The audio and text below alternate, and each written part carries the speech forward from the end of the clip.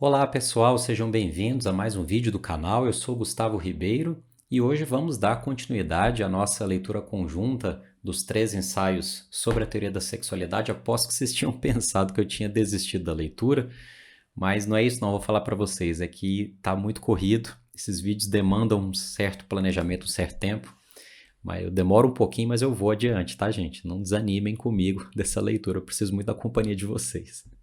Hoje, então, a gente vai trabalhar com a seção 1, que é a que nós estamos lendo, né?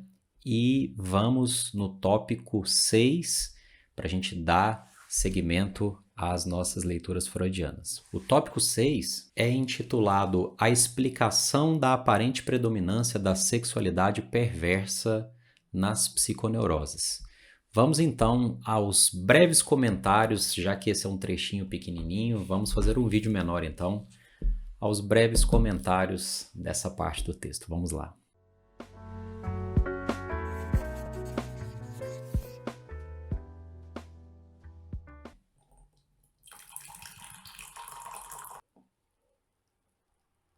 Bom, gente, essa sessão, não sei se vocês tiveram essa impressão também, ou se foi só uma impressão minha, mas eu achei de todas até agora aquela assim que Freud dá uma devaneada, né? Ele dá uma certa divagada, assim, coloca alguns pontos.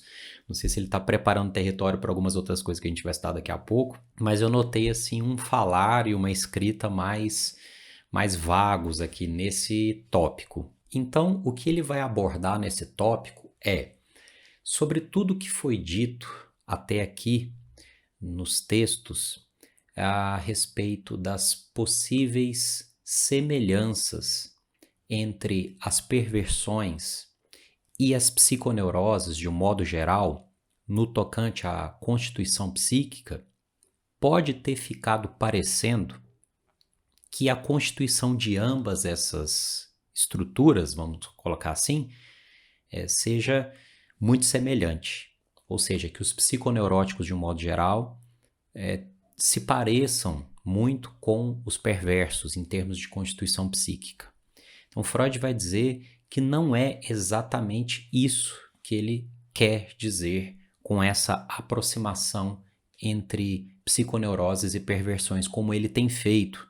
Aí até vocês puderam acompanhar nas leituras das sessões anteriores. Então, ele aponta aqui que nas psiconeuroses, a maioria das manifestações clínicas, assim, patológicas, costuma aparecer somente após a puberdade, quando a vida sexual, então, atinge a sua plenitude e o seu exercício.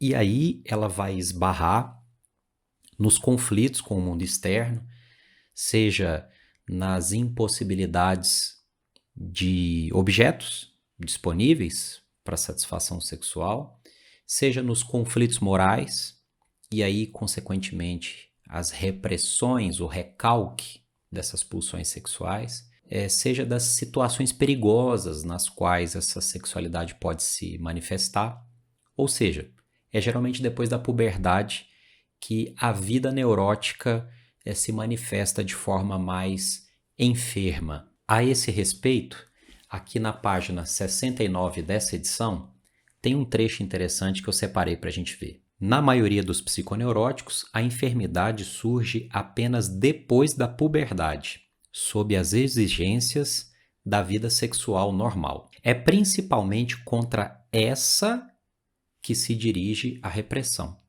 ou seja, contra a vida sexual normal. Ou as enfermidades sobrevêm depois, quando é frustrada a satisfação da libido por via normal. Nos dois casos, a libido procede como uma corrente que tem o leito principal obstruído.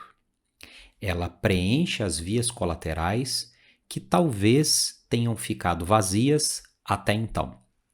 Essas vias colaterais são as pulsões perversas, as pulsões parciais. Assim também, a tendência à perversão dos psiconeuróticos, aparentemente tão grande, embora negativa, pode ser determinada colateralmente.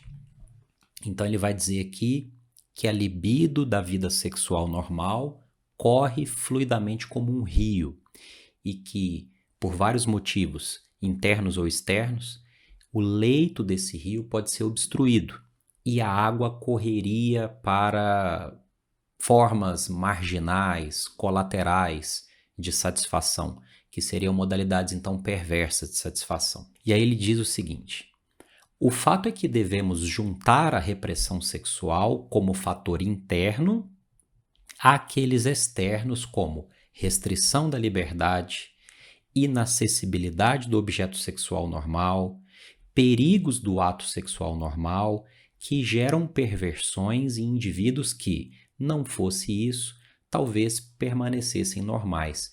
Então ele está dizendo aqui que algumas perversões podem se manifestar em indivíduos não perversos.